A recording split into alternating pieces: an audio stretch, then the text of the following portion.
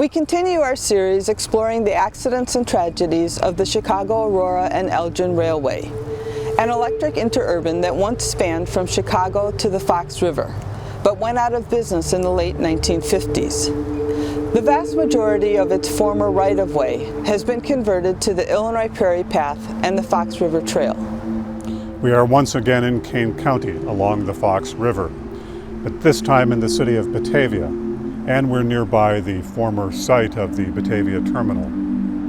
The Batavia Spur was part of the original 1902 build of the CA&E Railway and included the Powerhouse 7 stations along 6 miles of trackage. We'll travel along this spur and recount some of the incidents and accidents that occurred along the path during the more than 55 years of operation. Our primary sources for this video come from contemporary reports from local newspapers in Northeast Illinois. We have supplemented this newspaper information with census records, grave records, and vital records.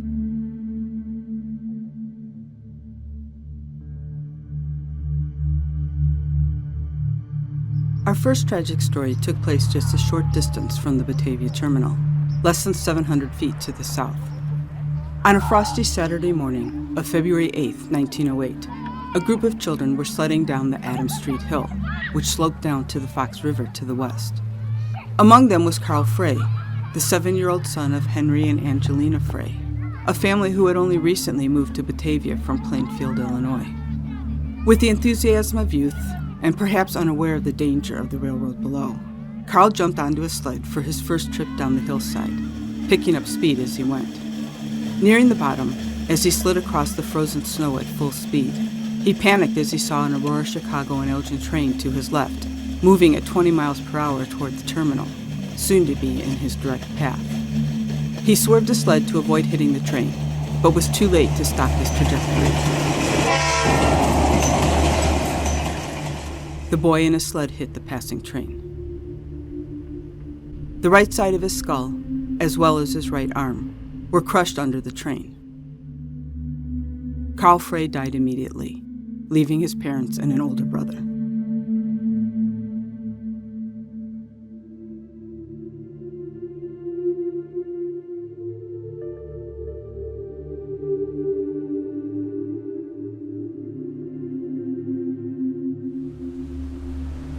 In late May of 1910, an AE&C passenger train departed southward from the Batavia Terminal at Wilson Street behind us.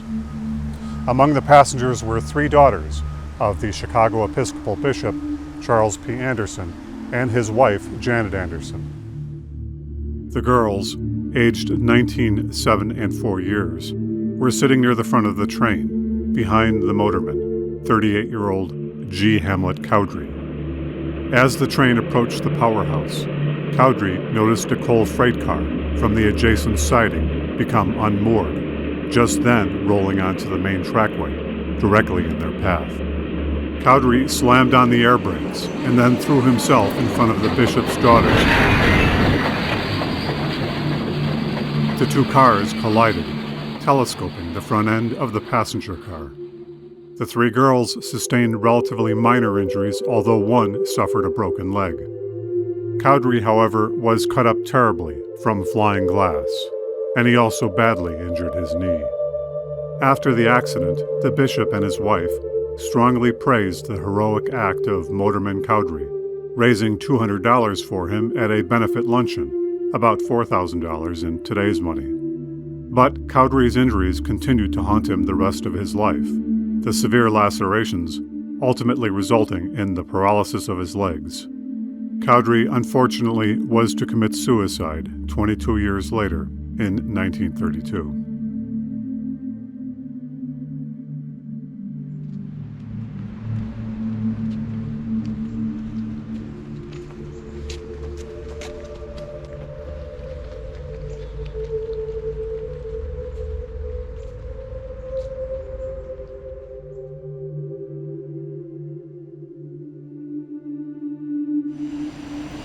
The large AE&C powerhouse, which provided electricity to the train system as well as local communities, once stood prominently along the right-of-way in Batavia.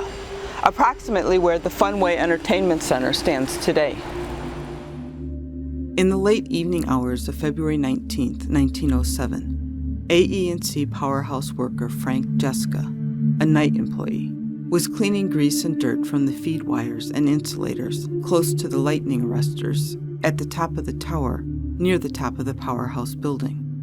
By accident, he grasped one of the feed wires carrying 26,000 volts of alternating current. He was immediately electrocuted and badly burned. Fellow worker Master Rogers heard Jeska groan from a distance and ran to cut the electricity, but he was too late. Jeska was burned beyond recognition. Jeska left a wife and 3 children.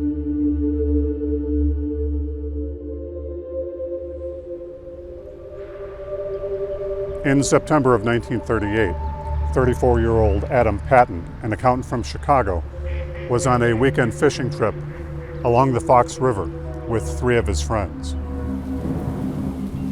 The weather was foul, a storm pouring down rain upon the hapless fishermen. Patton became separated from his friends and soon after was lost amid the reeds along the river near the Powerhouse. At some point during this misadventure, Patton wandered into a high-voltage line of the CA&E, where he was instantly electrocuted and died. His body was found hours later. The State Training School for Girls was located on the east side of the Fox River, a few miles north of Batavia in Geneva, Illinois. The training school was a place where young women, often from broken homes, were incarcerated for relatively minor offenses, including moral transgressions such as unwed pregnancies. In 1924, one such young woman who was held there was 20-year-old Sadie Cooksey. Pregnant when incarcerated, Sadie gave birth to a daughter, Elizabeth, in September of 1923. Her baby daughter, however, died in February of the following year. 6 months later, on a warm summer evening of July 24th, Sadie Cooksey escaped from the Geneva State School in the late evening hours. She made her way southward until she came upon the open right-of-way of the Chicago, Aurora, and Elgin Railway.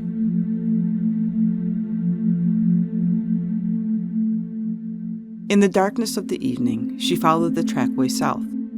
At some point in her journey, not too far from the Batavia Powerhouse, she stumbled, falling upon the running rail and the third rail. She was immediately electrocuted, the electric shock killing her instantly. Her body was found along the trackway the next morning by the Powerhouse's night watchman.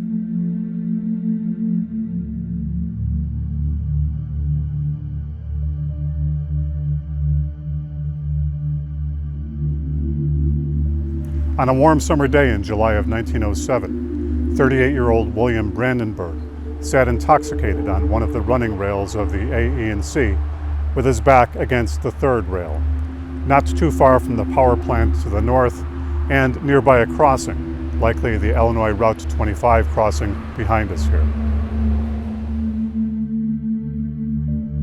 A group of boys approached the drunken man while he sat. He disturbingly enticed them to join hands in a circle so that they could all get a bit of a shock when he touched the rail. When they failed to take his offer, Brandenburg reached back with his free hand to touch the third rail, immediately being shocked and drawn to it. The boys ran to get help, but Brandenburg was killed by the high-voltage electricity.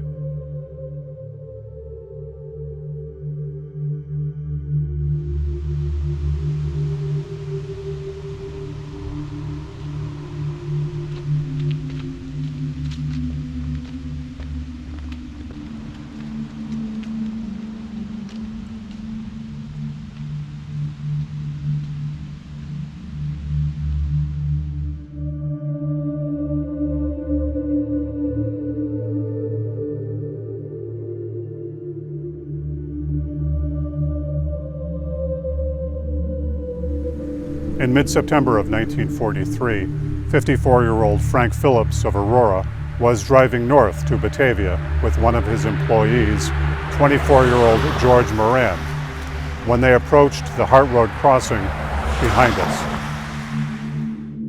In spite of a warning whistle and the crossing danger signs, Phillips thought he could make it across the intersection ahead of the approaching train and attempted to drive through.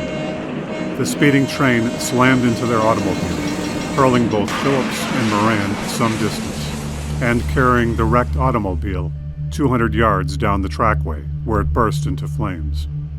Both Phillips and Moran were killed outright.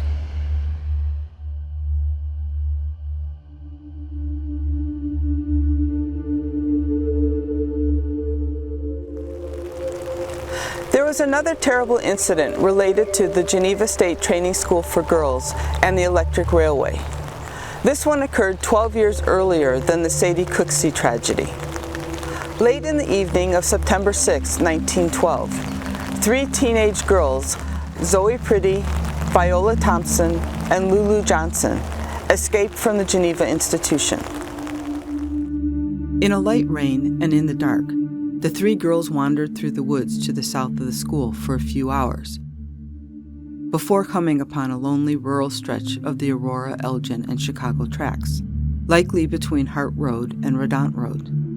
The girls reasoned that if they followed the tracks, they would eventually bring them to the city of Chicago.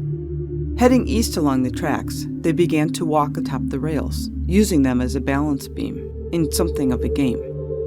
One of the girls, 15-year-old Zoe Pretty, stepped atop the 3rd rail, set higher than the running rails, and reached out to her friends for balance, who were already touching hands. When they touched, the resulting massive shock killed Zoe Pretty outright, while the other 2 girls, Viola Thompson and Lulu Johnson, were thrown to the ground unconscious. When she aroused, Lulu Johnson saw a train car speeding towards them at 40 miles per hour from the east. She was able to drag the unconscious Viola Thompson off the tracks before it bore down on them.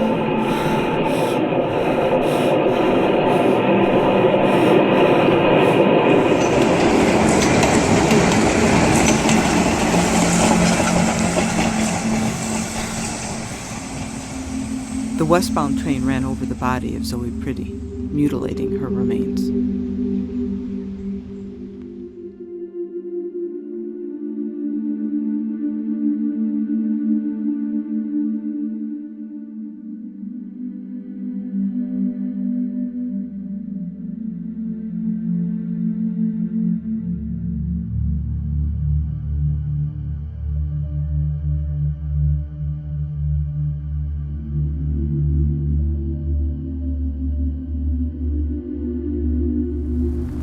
In the heavy fog of a 1906 March afternoon, a team of horses hauling a load of corn husks were spooked by the sound of an approaching AE&C train and hesitated on the Eola Road crossing behind us.